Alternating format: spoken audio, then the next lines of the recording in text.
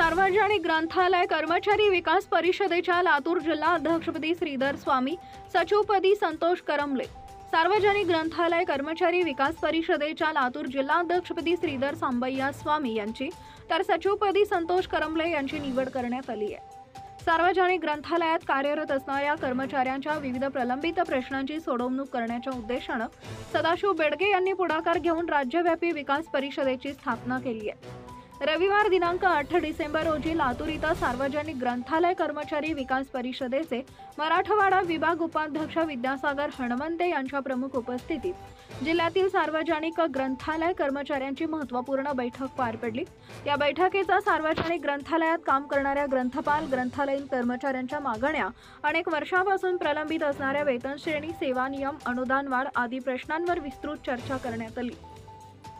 शासन सार्वजनिक ग्रंथालयाच्या प्रश्नांकडे फारसा गांभीर्याने पाहत नसल्याबद्दल या बैठकीत चर्चा करण्यात आली।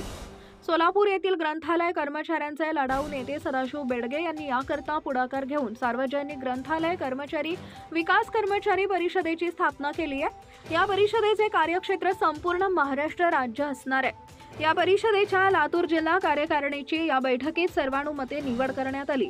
कार्यकारिणीतील अन्य पदाधिकारी असे आहेत: उपाध्यक्ष सूर्यकांत कमलाकर जाधव, वैशाली दुरुंकर, चंद्रशेखर हनुमंतराव ढगे, सचिव नागेश्वरी ज्ञानोबा पांचाळ, गुप्तलिंग शिवमूर्ती स्वामी, खजिनदार विद्यासागर गुलाब गायकवाड, सदस्य हनुमंत गोपाळराव भवाळ, रेहान नबीसाब सय्यद, निवृत्ती विठ्ठलराव सूर्यवंशी, गजयसिंह माधवसिंह चौहान, गोविंद गुणवंतराव पाटील, विलास व्यंकटराव नागरगोजे, गिरीधर रंगनाथ जंगाले, तुळशीराम सूर्यवंशी, शिवहार गुंडेराव बिराजदार, मनीषा दत्तात्रय भिसे, नागनाथ सुग्रीव नागरगोजे, अमरसिंह गंगाधर चव्हाण, कृष्णा विश्वनाथ पिंजरे।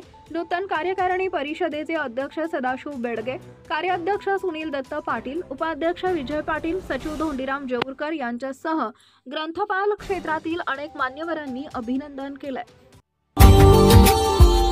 Subscribe now and press the bell icon. Never miss an update.